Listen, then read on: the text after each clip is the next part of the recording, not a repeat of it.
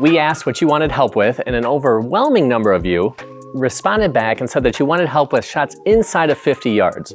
So there's a tremendous amount of options and variety and ways that you could go about doing that. But Ben, when people come here to B Golf, what do you see most when people struggle with shots inside of 50 yards? Where do they struggle most? A lot of times it's with controlling the distance, right, which would be contact driven, so a lot of divot work and center face work. And then a lot of other questions we get when people come through the door, how do I control the distance, right? So I think that's the next biggest question that we get is, when I'm inside of 50 yards, how do I control the distance? I want the ball to fly 20 yards. How do I do that, Chad? Yeah, so we would say that before we get on to the how, most importantly is you have to know what to do. Not how to do, but what to do, and you have to focus your attention there. So what we would say is you're going to need to focus on the size of the swinging motion and the speed of the swinging motion. Some people focus more on the size and it helps them.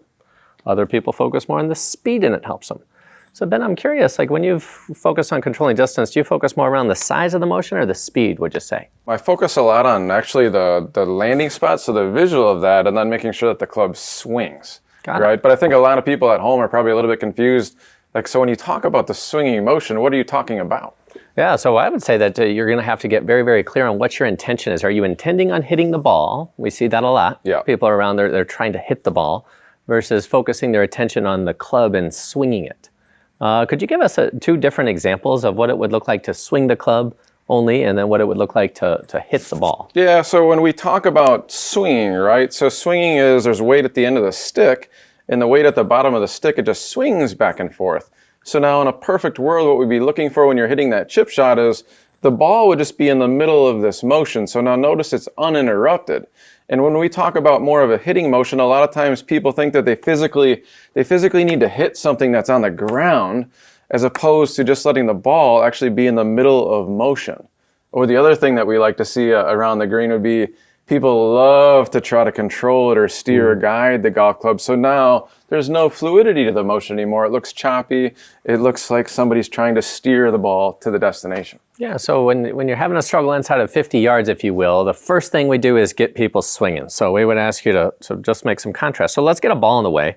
And without getting onto the distance too much, just see if you can sense the club. I love that word that you use, fluidity. Can you just get it swinging back and forth with some fluidity or rhythm? All right, so now let's let a ball get in the way of that.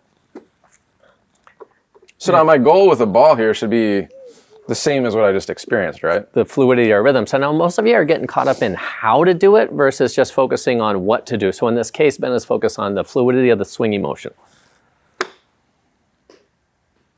Very good. So where was your attention? It's on the fluidity, baby. Yeah, so that would be the first thing is we got to get you focused on the fluidity, swinging the club, no matter what distance, if it's 30 yards or 20 yards, what have you. Yeah. All right, so now you talked about controlling where you're seeing the ball land. Mm-hmm. So let's say that the ball lands farther than you'd like it to go. Then what would you do? I can do a couple different things. I can swing it slower or I could swing it shorter. Cool. So I've got options. Or I heard you reference you could just focus on landing the ball shorter because you talked about that. That's personally what I do. So I like to think of chipping like tossing, right? So if I were going to toss you a ball, I'd look at you and my arm would swing freely. There would be no calculation, how far back, how fast. Right. I wouldn't be thinking about any of that stuff. I'd look at you and my arm would swing freely and then I can get my ball to go to the destination.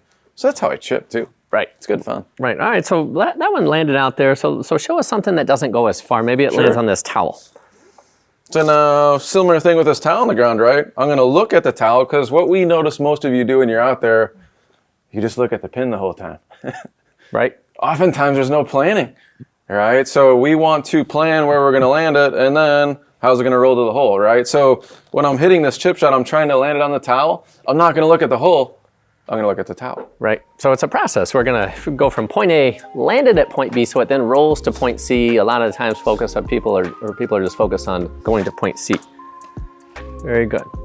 So what I observed was a smaller, slower version of that swinging motion. The ball didn't fly too far, yes? Very true.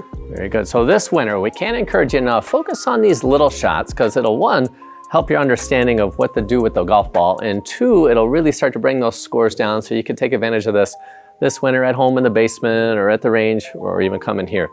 So we hope this helps you. Start with the swinging motion, play with the size of the speed, and let us know if you have any more questions.